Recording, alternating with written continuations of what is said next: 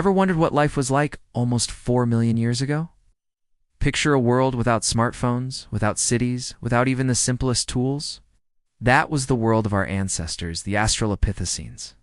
They were a lot like us, walking upright on two legs, but their brains were only about the size of a modern chimpanzee's.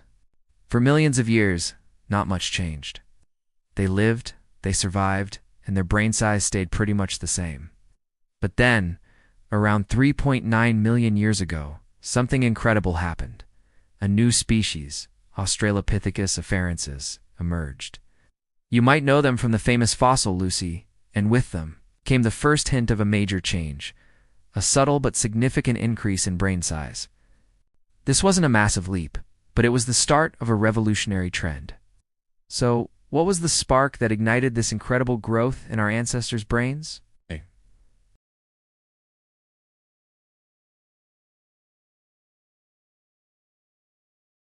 The idea is simple. The more complex your tools, the more brain power you need. But there's a big problem with this theory. The oldest stone tools we've found are about 3.3 million years old, which is more than 500,000 years asterisk after asterisk our ancestors' brains started to expand. So, tool use couldn't have been the initial trigger. The effect can't come before the cause. This puzzle led scientists to look for other explanations. If it wasn't tools, what was it? The answer might lie not in what our ancestors held in their hands, but in what they ate. Diet is a huge factor in evolution. A bigger brain is a very hungry organ. Your brain today, for example, uses about 20% of your body's total energy. Even though it only makes up about 2% of your body weight, for our early ancestors, growing a bigger brain would have been a massive energy investment. They couldn't just decide to grow bigger brains. They needed a new high-energy food source to fuel that growth. So what was on the menu for these early hominins? For a long time, they were thought to be mostly plant eaters, foraging for fruits, nuts, and roots. But new research is painting a very different picture. Scientists have been re-examining the teeth of Australopithecus afarensis. By analyzing the microscopic wear patterns on their teeth, they can figure out what they were eating. And the results are fascinating. Unlike their predecessors, who mostly ate soft fruits, Lucy and her relatives had teeth that were adapted for a much tougher diet. This suggests they were eating a wider variety of foods, including harder-to-chew items like seeds, tubers, and grasses.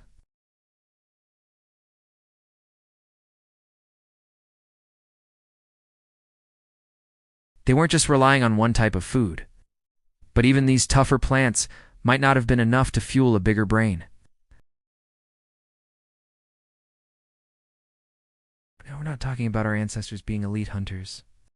They were small, relatively defenseless, and competing with fearsome predators like saber-toothed cats. Hunting large animals was probably out of the question. Imagine a lion taking down a large wildebeest. After the lion has had its fill, there's still a lot of food left on the carcass.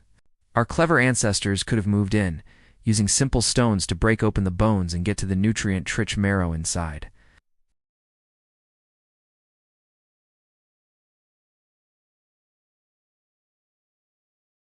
The scavenging hypothesis neatly solves the timeline problem. They wouldn't need sophisticated tools to do this, just simple rocks to use as hammers. This could have been happening long before the creation of the more complex, deliberately shaped stone tools we find later. This new diet of meat and marrow would have created a feedback loop. Access to a richer food source allowed for the initial brain growth. Slightly bigger brain then made them better at finding food, better at social cooperation.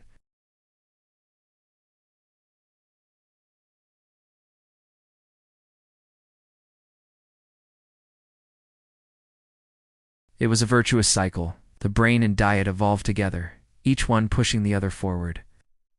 Think about the skills required for scavenging. It's not as simple as just stumbling upon a free meal. You need to be able to spot vultures circling in the distance. You need to understand the landscape to know where predators are likely to make a kill. You need social cooperation to scare off other scavengers and defend your find. You need to communicate with your group. All of these activities select for greater intelligence. The individuals who were a little bit smarter, a little bit better at working together, were more likely to get that high-energy meal. more likely to survive, and more likely to pass on their genes. And so, the stage was set. This initial boost in brain size, fueled by a new, richer diet, kick-started the evolutionary journey that would eventually lead to us. Over the next couple of million years, this trend would accelerate dramatically. We see the emergence of the genus Homo, our own genus, with significantly larger brains. These later hominins became proficient tool makers and skilled hunters, a development made possible by the initial cognitive leap of their Australopithecine ancestors. So, the next time you look in the mirror, remember the incredible journey your brain has been on.